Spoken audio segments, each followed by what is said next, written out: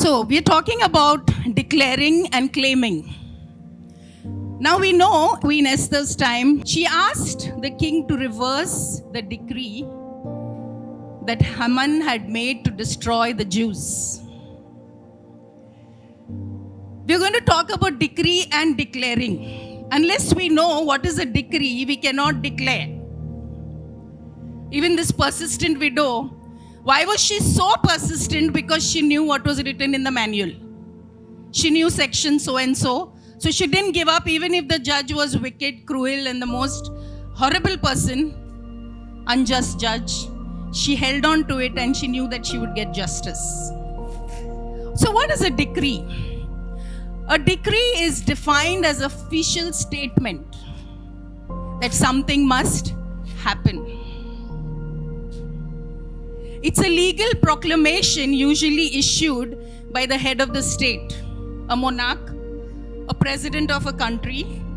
Okay, once the decree is declared, issued, everybody has to abide by that. So as Christians, what is our decree? Can somebody tell me what is the decree that we have? Yes, show me your Bibles. That is a legal document. I believe the decree has to be in a hand. You know, when you go for something, you need an original document to show that you are the right person. It is notarized. You can't go with a Xerox copy. Correct? You can't go with your cell phone and tell this is written. No, I love my Pastor Joseph. I love even Uncle Collins. I still remember when I visited him. I visited Pastor Joseph. I love to see their Bibles all marked, all torn, all kind of references, and it must have been this. But after they write and after they stick papers, it was so big. And that is something you treasure. I wonder if this generation can see such Bibles. I have a torn one. Raj is very much aware of my Bible because 100 times I've gone to him to bind it. Not that I can't have another Bible, but I love mine because I'm scared if it falls, more pages will tear. But I love it because I have written so much on it that it's my greatest treasure. When I go somewhere, I pack it up in such a way that it doesn't shake or it doesn't tear further. That is my decree. That is your decree, beloved. Parents, show your Bibles to your children. Children, hold your Bibles in your hand. Bible is not an expensive gift. It's the most beautiful gift you can give anybody. Invest in a Bible. This was not in my topic, but...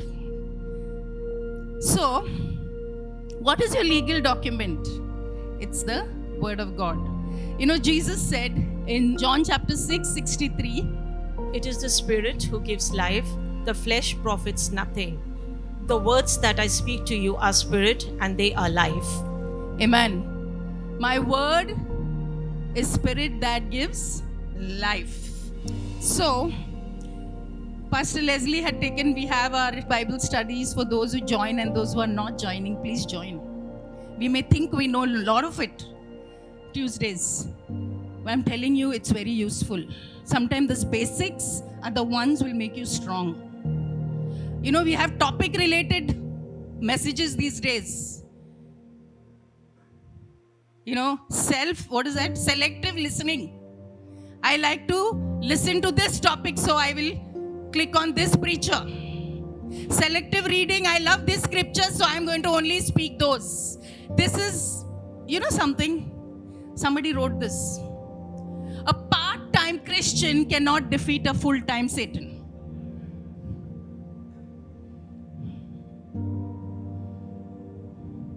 I may listen to mighty men and women of God. Praise God, it is very good to the listening of my ears. I may read very good books. Very good. But if you have not read the Bible, if you're not in a habit to read the Word of God, it is just a selective listening and selective reading. If it has not transformed our lives, if it has not made us go an extra mile from our comfort zone to something that God wants us to do, then it is just tickling to our ears. It has to bear fruits in our lives. So, the Bible he said this, it's the only authority in the world. It's the bestseller. It's the most stolen book in the world. Can you believe it? And we still don't buy it as Christians because we are referring it to it. We have different versions on the phone. It becomes very easy. Even I use it, I'm confessing, but I have my Bible. It's easy, it's convenience at times, but it's good to have your copy. It's a bestseller, most stolen book in the world, oldest book in the world, and yet it's the most modern book. You have answers for everything in the Bible. If you have not found your answer, then you need to know how you're reading the Bible. When we sit with the Bible, we understand we are not just reading it, but you're understanding the thought behind it. There is a thought. Creation, Adam and Eve, Abraham, Isaac, Jacob, Joseph. There's a thought. It's a story. It's not, you're just not reading a book. It's a thought. Understand the thought, what God is saying. It's the instruction of the Holy Spirit. So I'll go to my topic now. So we know what is a decree. Decree is a command, and declare is to say it loud. So unless we know the decree, we cannot declare. No matter how much we preach from the pulpit, declaring, claiming, you don't know the decree. And to declare, you have to have your position. What is your position? You are a king and a priest. You know, Hebrews 7:1 says, Melchizedek was a king of Salem, and also he was the priest of the Most High God. And then it says in Hebrew 6:20, Jesus has become the high priest in order of Melchizedek. And then we see in 1 Peter 2:9 says that we are a royal priesthood, a holy nation, people belonging to God. And where are we seated? The heavenly realms. So we are king and priest and declaring from that position. So we are not ordinary, beloved. We have to take our place. We have kingly authority, we have priestly authority. What to do? To release, to command, to declare on behalf of the earth. Can you imagine what you can do with your decree? It's not the president. It's not the monarch. It's not the most powerful man on this earth. It's you and me. Because we are kings and we are priests and we are seated in the right hand side of the Father. We are seated in heavenly realms with Him. And from that position we declare, we command, we bind, we loosen, we open, we shut. Job 22 verse 28 says, You will also declare a thing, and it will be established for you, so light will shine on your ways. So what does it say? You will declare a thing and it will be established. It's not saying your pastor. It's not saying a prophet. It's not saying leaders. It's not saying worship leaders. You will declare a thing and it will be established. 1 John 5:14 says, And this is the confidence that we have in Him, that if we ask anything according to His will, He heareth us. Yeah, anything. This is who's saying, Jesus is saying. Now, you ask anything in my name, it will be given. It's so simple. Name and claim. Anything you ask, always there is a condition when we ask something. We have to obey. We have to do what we are supposed to do according to the word of God if we have to see results, right? What does that word in Greek ask mean? It means aitheo. It means you being adamant. It's not just a simple word, ask. In Greek, aitio means adamant. Jesus is not saying, come, Jesus, if you want to give according to your will, you give me, Lord. I pray, Lord, have mercy, Lord. What is he saying? Be adamant. Lord, you said it. Now you give me. You spoke. I'm speaking the same thing. That's what this asking is all about, that Jesus is speaking. It doesn't mean you're rude while addressing to God. But out of respect and honor, most importantly, we have to ask according to His will. And how do we know His will? It's only in His word. We may make random prayers, maybe a child, 2-3 years old child, you're teaching the child to pray. Bless my mommy, bless my daddy, bless my food, bless my sister, bless my brother, bless this one, give me chocolate, Lord, bless this one, Lord, bless my dog, bless my cat. And imagine that child is just talking about bless me, even when it grows 14, 15 years old, something is wrong. Isn't something wrong with the growing up? Because the child is still stuck on bless me. The child is not taught to pray the right prayer according to the will of God. I'm not saying child is praying wrong, but the child has to grow from the milk to the meat. By making declarations, we give voice to the decree that shifts heaven and earth.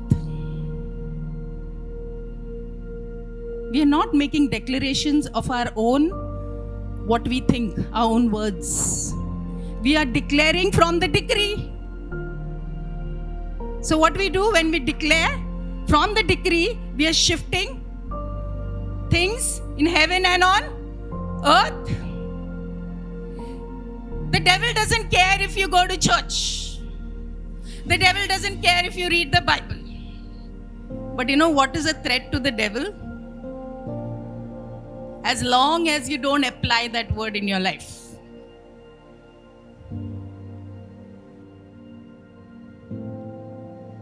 We read every day, like we read any other book. We feel good. Sometimes we don't have time for that.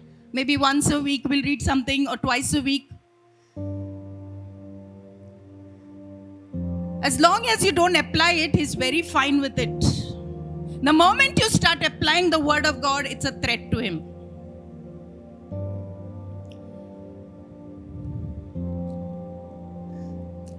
We see in the beginning, God formed the world. Pastor Shekhar has been speaking about that. God spoke, God decreed, and what happened? There was light. Then there occurred time when the earth was, when did it occur when the earth was void? It was without any form. It was desert. There was confusion. There was chaos. There was darkness. And God spoke and there came light. But we see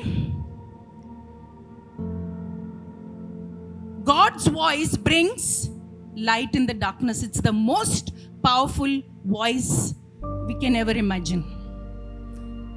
And that voice He has given to you and to me when we declare that word. It sets the sun, it sets the moon, the stars, the nations, the motion, the atmosphere on the earth. Everything is by His spoken word. Now we see Jesus.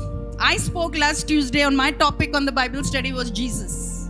We see Jesus in the beginning was the Word was with God, and the Word became flesh and dwelt amongst us. Right? The word logos actually means decree. It means decree. Throughout His ministry on the earth, He demonstrated the power of that spoken decree. He was the Word Himself. We say Moses was a prophet who saw God face to face. But Jesus was higher than that. He was with the Father before He even came on this earth. He was not a 2,000 years old God. There are so many debates going on. If you see on videos, they've been, a girl is asked, how old is your Jesus? And she says 2000 because she had no knowledge of the word. She was a new believer maybe. You know, Jesus was there from the beginning, before anything came into existence. So Jesus is not a 2000 years old God. He's there before anything came into existence. He was there. His part was there in creation. You know, I just wanted to say that the other day I was interacting with one believer from somewhere, and he just came for some work, and then he said, "Sister, मुझे एक पूछना था, जब यीशु आएगा तो सबको एक ही साथ दिखेगा? हम लोग इंडिया में हैं, दूसरे जहाँ पर भी है, न्यूजीलैंड में है, ऑस्ट्रेलिया में है, यूएस में है, सबको एक साथ दिखेगा?" So I just smiled at him and I said, हाँ भाई साहब, मैथ्यू 24 में लिखा है कि जब वो आएगा तो सब लोग एक साथ उसे देखेंगे. He must have been a believer for quite some time, but he was ignorant of this fact. Can you imagine? So many of us are ignorant about so many things because we don't read the word. I'm not talking about the church here. I'm talking about believers at large. We may have so many questions regarding this thing. You know, there is an answer to everything in the Bible. Everything, if only you read it. So Jesus, who was a logos, means decree, he became the face of the voice of God on the earth. So throughout his ministry, he demonstrated the power of the spoken decree. So you see, when he ministered healing the people, he never actually prayed. We pray for long, no, Lord, let it go, Lord, repent, Lord, this, Lord, that, Lord, from the crown of the head to the soul, it's good. But here we are commanding. So Jesus didn't actually pray for a long time. Okay? He just prayed for them to be healed. He released the declaration and the breakthrough saying, "Stretch your hand and be made whole." He just commanded and the person was healed. He said to a man who was lame, crippled, he said, "Rise up, take up your bed and walk." He said to Lazarus, "Lazarus, come forth." What did he do? He just decreed. He just commanded. Lazarus did not take time. He was not rolling in that tombstone. The tombstone also trembled with that voice. It must have just fallen and he came out with his grave clothes. He did not take time to come out. It was instant. Same power was demonstrated that which brought the breathless clay. You know, when God made Adam, he took him from the dust and he gave life. That was the same power that Jesus demonstrated when he did that to Lazarus. And he said, what Jesus said, "You will do greater works than I have done." So we also have the same power and authority. You know, when he and his disciples were on the boat, there was a ferocious storm. And what did he say? The disciples were so terrified. What did he tell the storm? He said, "Quiet, be still." And the storm was calm because he used his divine authority in a human expression and he calmed the storm. We see Peter, when he's confronted with this lame beggar near the beautiful gate, what he says, "Silver and gold I have none, but what I have, I give it to you. Rise up and walk in the name of Jesus of Nazareth." And what happens? The man gets up and walks. You see, even Dorcas or Tabitha, she's dead.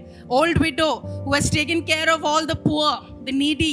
She used to stitch for them and provide for them. And when she died, what happens? They were all crying. The whole town was crying that Dorcas was dead. And what does Peter say? "Tabitha, get up." And she woke up. She sat up, she opened her eyes, and she looked at Peter. You know, beloved, we have the same authority. If only we move in that authority. James 5:16. Confess your trespasses to one another and pray for one another that you may be healed. The effective, fervent prayer of a righteous man avails much. An effective, fervent prayer of a righteous man availeth much. Prayer without the word of God is a religious prayer.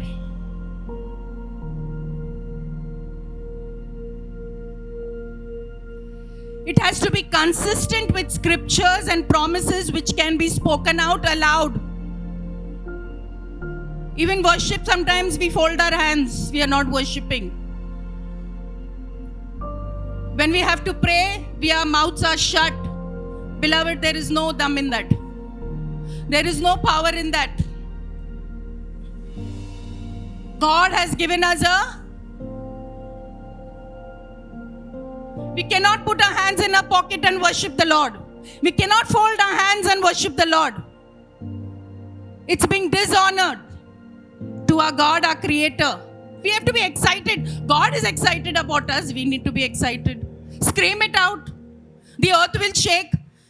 With your voice, the earth also has to shake. Mountains will tremble. If you put your hands in the pocket, will it? If you shut your mouth, will it? No. You know, there are more than 3,000 promises in the scriptures that can be claimed. I was sitting here and I was saying, Lord, so many of them are praying for children.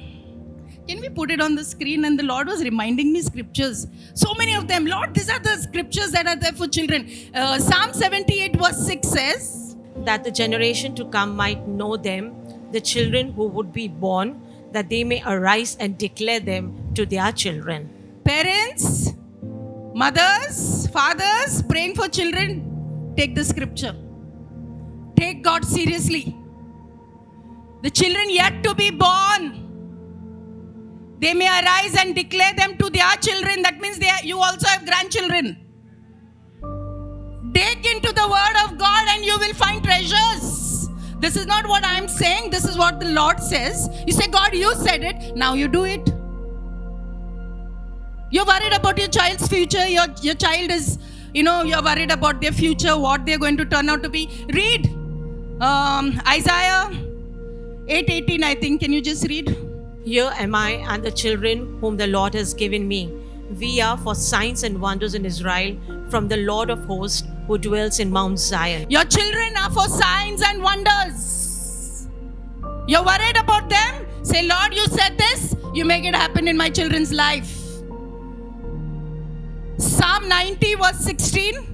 Let your work appear to your servants and your glory to their children. Let my children see your miracle at work and your glory in their lives, another version says.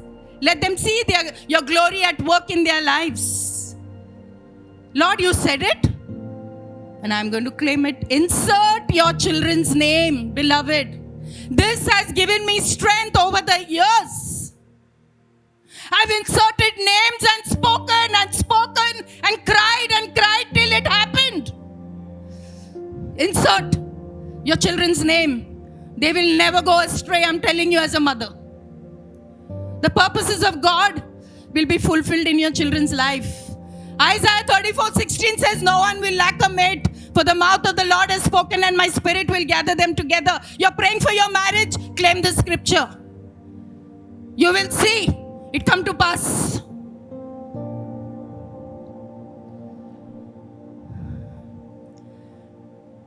I'm very, when it comes to these things, I get very much stirred up, beloved, because it has affected my life. And I am speaking in confidence. I'm not looking down upon anyone, but I'm saying it has worked in my life, it will work in your life. Whenever a decree is made, it is spoken out loud. Invisible becomes visible because God opened his mouth and spoke through you. What did we do? We spoke that scripture, but it was actually God who opened our mouth and spoke through us. It is his word.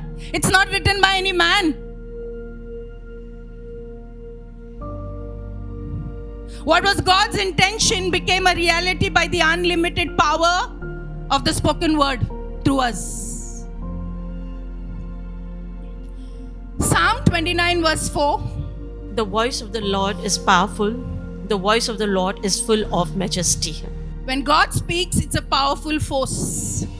That force is released that breaks open and shakes things around us, things up for us in our favor. You know, when our hearts come in agreement with what He says, no matter how impossible your situation is, speak it out with your own mouth and we become powerful. Faith comes by hearing the word of God and hearing it from your own mouth, not in your mind. Speak it out loud. You'll become powerful. We speak in authority. We speak with weight of the government of His kingdom when we speak God's word. You know, our words have the power to shift old, dysfunctional seasons into a time of rebuilding and renewal. Your situation must be dead.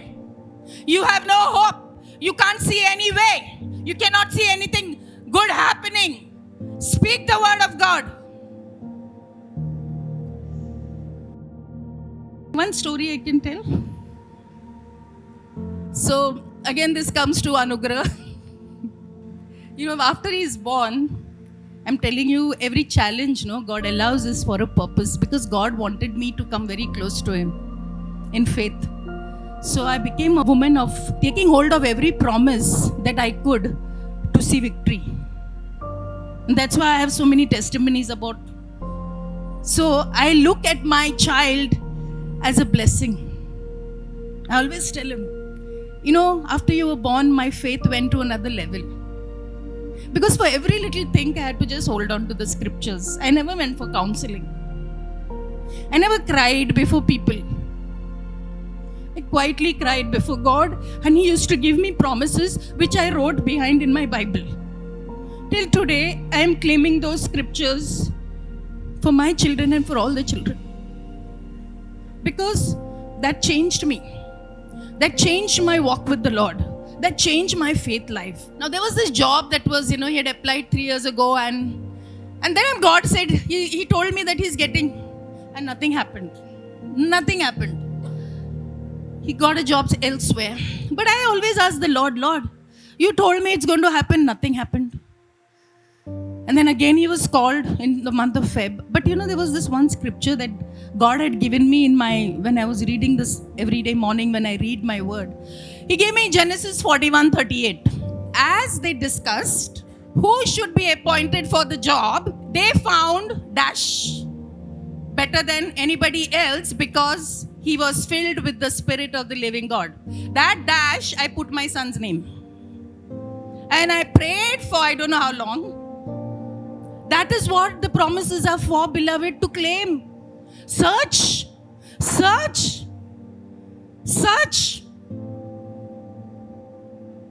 Every day. And then he says, Mom, I had this interview. It was nice. Then it was a Zoom interview and this and that. And there was no news for 2 months again. And then he calls me, are you awake, Mom? Can I call you? So I thought it was a normal call. He's saying, Mom, I got the job. The same job which was prayed 3 years back. Nothing happened. He got a call and they called him.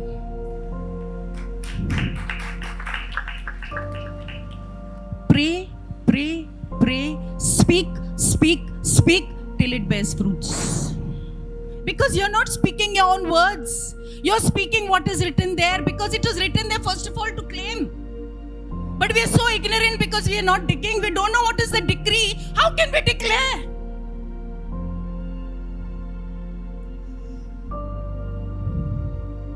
God told Jeremiah, chapter 1, verse 9 and 10. Then the Lord put forth His hand and touched my mouth. And the Lord said to me, Behold, I have put my words in your mouth. See, I have this day set you over the nations and over the kingdoms, to root out and to pull down, to destroy and to throw down, to build and to plant. God said, I have put my words in your mouth to root out, to pull out, to destroy, to throw down, to build and to plant. God is saying the same thing. He's not telling Jeremiah this right now. He's telling you, I have put my words in your mouth. For what? Can we read this loudly? Put your name and read it. Lavina, I have this day set over the nations and over the kingdoms, to root out, to pull down, to destroy and to throw down, to build and to plant. Did it do something to you? Did it do something to your spirit right now? It has to do, because it is God's word. You know, mouth is the most important organ of our body. It was given to us for a purpose. Sometimes we use it for wrong purposes. You know, the jokes that we do, we have to be so careful. The mouth, whenever God spoke on earth to his people, he spoke through human mouth. Whether it was Prophet Elijah, Elisha, Moses, Jeremiah, Isaiah, everybody, he used their mouth. You know, when God created the earth, he did everything. He said everything was good. Then he brought Adam to the creation. He saw the animals, and what he told Adam, now he gave him an assignment, first assignment. He said, now you name these animals. Whatever you name shall be their name. Why did God say that? Because he had given him the authority and the power. Whatever you name, that shall be the name.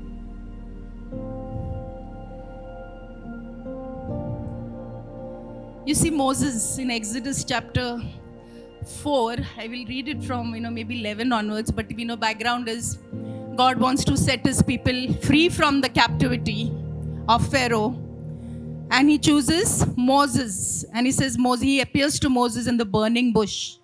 And he says, you have an assignment. He says, God tells him that I have chosen you. You have to go before Pharaoh and you have to speak.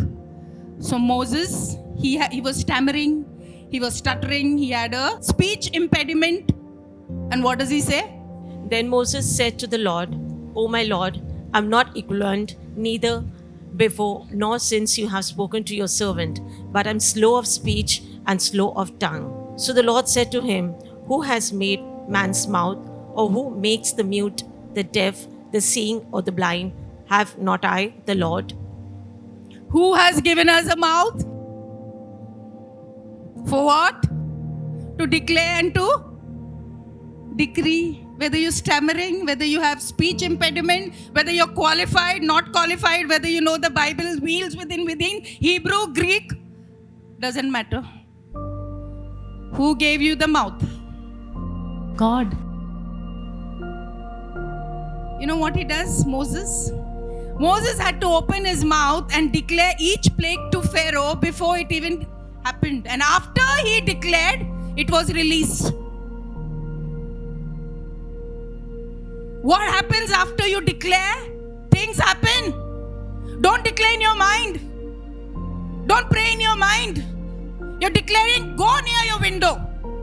Go near the openings. Go and declare in the atmosphere loudly.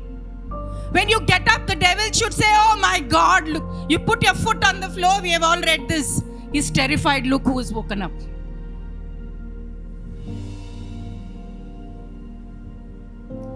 So unless he declared, it didn't happen. So God needs a mouth. We see Jericho, walls of Jericho. That is also a long thing. We'll not read, but I just give you a gist. So the walls of Jericho had to come down. Okay? So that the people of Israel would be able to enter. And then what God says, take the priest, take the ark, and go around the wall for 6 days. Walk. And on the 7th day, shout and blow the trumpet. And the walls come crumbling down. But in the verse 10 it says, shut your mouth, don't open your mouth before that. Why?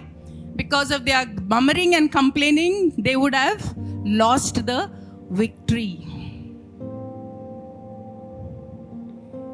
We see many a times we talk ourselves out of victory by our own words with our unbelief and doubts. So important what we speak. We get habituated to talk negative because we are not filling ourselves with the word of God. When we allow God's voice to fill our heart, faith will arise.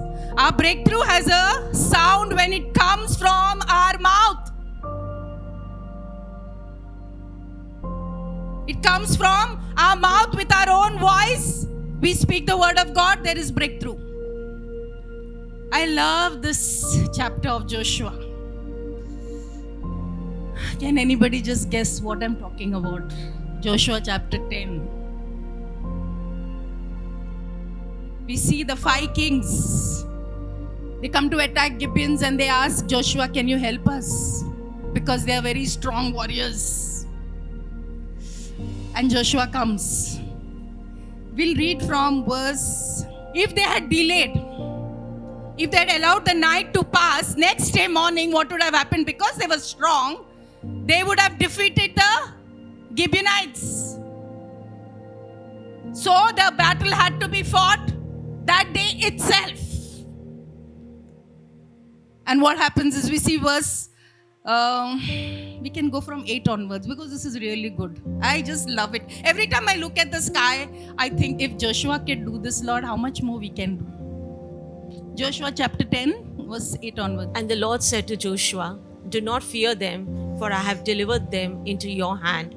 Not a man of them shall stand before you. Joshua therefore came upon them suddenly, having marched all night from Gilgal. So the Lord routed them before Israel, killed them with a great slaughter at Gibeon, chased them along the road that goes to Beth Horon, and struck them down as far as Azekah and Makkadah. And it happened, as they fled before Israel and were on the descent of Beth Horon, that the Lord cast down large hailstones from heaven on them as far as Azekah, and they died.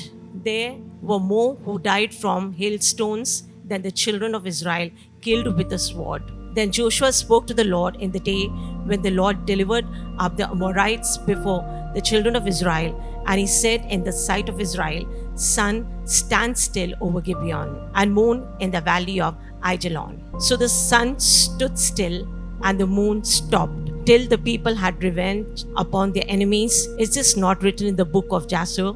So the sun stood still in the midst of heaven and did not hasten to go down for about a whole day. And there has been no day like that before it or after it, that the Lord heeded the voice of the man, for the Lord fought for Israel. Amen. Amen. Amen. My God. Many of us must have read what can happen when the sun stands still. God heeded the voice of a man and fought for the nation. You know, I was just reading up about this little bit because I needed to understand what exactly must have happened. You know, we know that the sun doesn't rotate around the earth, right? We all have done geography in school to some extent. I passed out many years back, but little bit I know that. Once I was explaining to my mother also, I said, Mother, you know, the earth is going round, huh? The sun is there. Really? I had to show her pictures because we don't see the earth going around. We don't feel it because there's a gravitational force that holds, right? We don't shake like this. But the earth goes round on its orbit in the axis round the sun. Now here Joshua is saying, sun, stand still.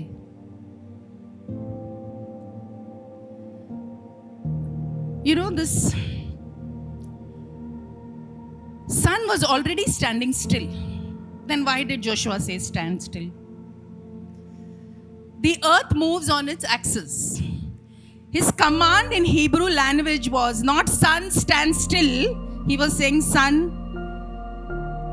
cease acting. Stop acting. Or stop working.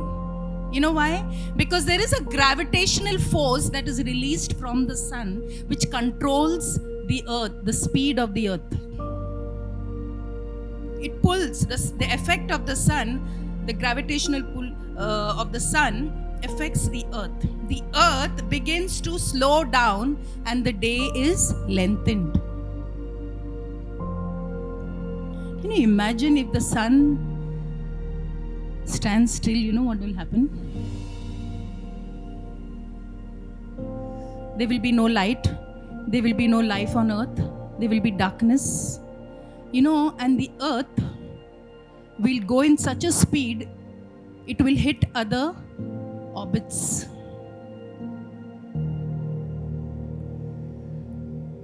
The sun was already standing still. Sun gravity keeps the earth in orbit around it. The gravity of the sun keeps the earth and the orbits around it, keeping it at a comfortable distance to enjoy the sunlight and the warmth. It also, to some extent, helps our atmosphere. So, can you imagine a Joshua telling God, make the sun stand still?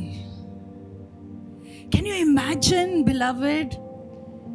You can command, you can release, you can loosen, you can open, you can shut. And why he did it? Because God first only told him, I am defeating them. So he was so confident. He knew what God had said. So he was very confident and said, God, now I don't want it to get dark. So you please, sun, please stand still so that we will destroy the enemy the same day. And never in the history, if they have done a study, there is a record that one day it is missing. It's recorded. You know, mouth and heart, there's a connection. Romans 10 verse 8 says, But what does it say? The word is near you, in your mouth and in your heart. That is the word of faith which we preach. The mouth activates what the heart believes. If we truly believe God is our healer, then we must open our mouth and declare. It is not sufficient merely to meditate on those thoughts. Sometimes it's all in the mind. It doesn't work. Devil has to hear it. He can't read your mind. He can only hear what you're saying. Whether you speak negative or you speak words of faith, devil is listening. Don't meditate in your heart. Speak it out. It's not sufficient to meditate on those thoughts. Rather, we must confess what we believe out loud by declaring the promises. Neither is it sufficient to speak words without faith. Because empty words are what? It's just chanting repeatedly. You're chanting something which has no power to change anything. You know, sometimes you just scrape because this, my God shall supply all my needs, but actually you have so many needs, I don't know how it's going to be possible. Because the heart, you are not convinced in the first place.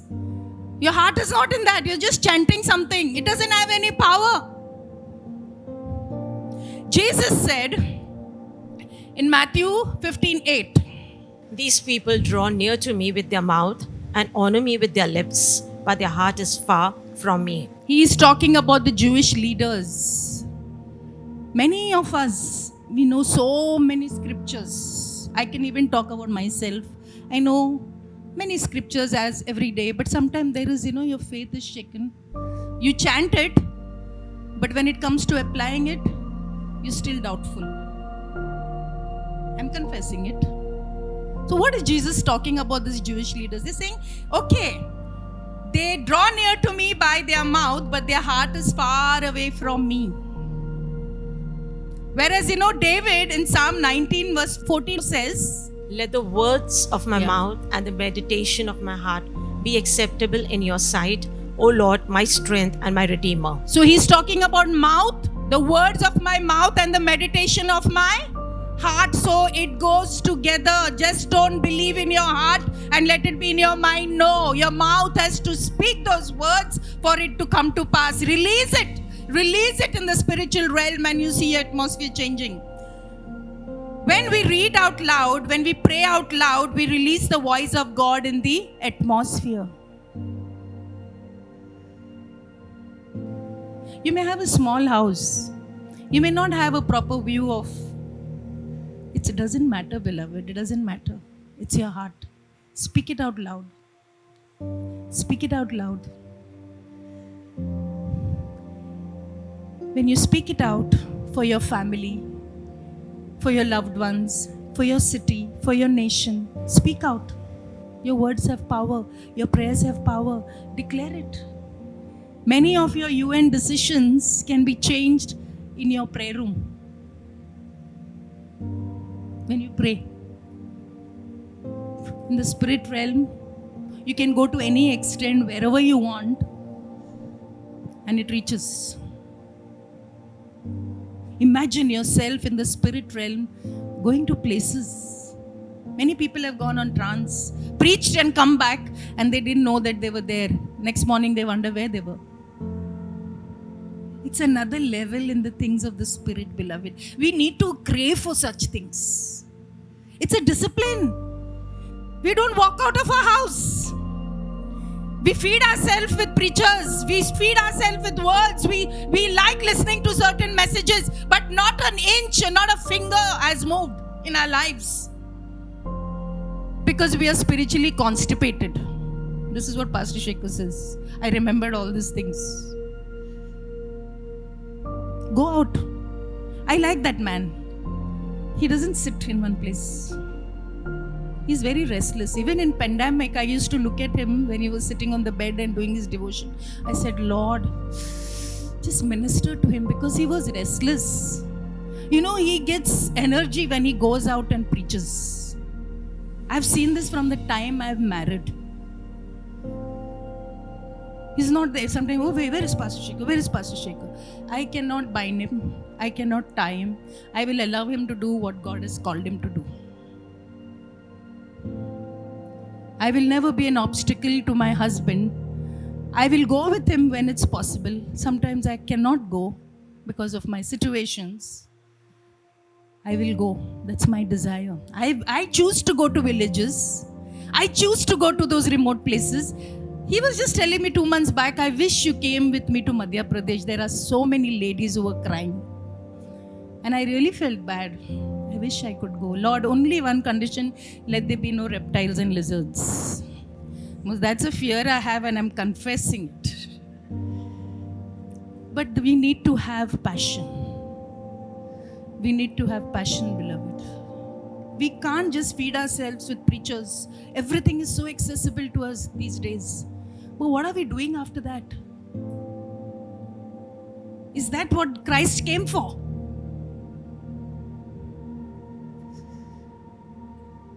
You know, 1 Samuel 30, I'll just give a background. David and his men were waiting in Ziklag. And the Amalekites came, okay? They were waiting in Ziklag to enter the battle. And what happens? The Amalekites come there. And what they do? They actually come and capture the camp. They take their wives, their children, their possessions, their cattle and everything. And when they come back, they see everything is gone. Everything is gone. His own men wanted to actually stone David. He was very discouraged. David was discouraged. You know what scripture says? David encouraged himself in the Lord. He being a king, whom could he go for encouragement to? He encouraged himself in the Lord. And secondly, what he does, he inquires of the Lord. We have to do self-talk. David did self-talk. God, you said it. The battle is yours, the battle is not mine. Now you fight. God, some come with chariots and some with horses, but I come in the name of the Lord. Lord, there were so many things David must have just reminded himself. At times when you're alone and discouraged, you don't know whom to talk. Firstly, we don't know whom to trust.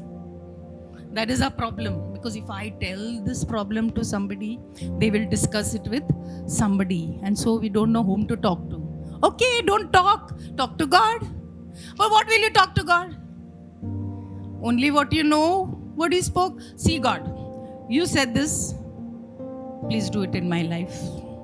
But I don't know only what is written, then what will I talk to Him?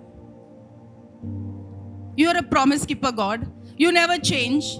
You are a covenant keeper. But I don't know what is written, so how can I even talk that to Him? So David did a self-talk and then he inquired of the Lord. He aligned himself to God, to what God thinks, And we see God gave him the strategy to pursue and overtake and recover everything back. The words we speak and declare have the power to shape our world, beloved. It has the power to shift seasons and bring breakthroughs in our lives. I always wonder, I have saved so many things on my, sometimes God just gives me, even in the middle of the night, I'm honest, 3:30 in the morning, He put so many things in my head and I was just rolling. I said, Lord, where to write? My phone was there with me and I'm wanting to type, and then said, no, the light will wake up my mom and all, so I didn't. And He was just pouring out things to me and I didn't know what to do. And there are so many things, each of us, when we remember, we actually store it on our phone, even scriptures. Imagine if your phone gets stolen, or your software is gone, or your screen is gone and you have no backup. What will you do? Everything is gone down the drain. The best thing to do is take your Bible, sit with it every day, take a marker, take a pen, take a notebook and write. Nobody can steal it from you. Even when you grow old, you can show it to your children and grandchildren. These are my treasures. Let us hold this Bible and walk around with it.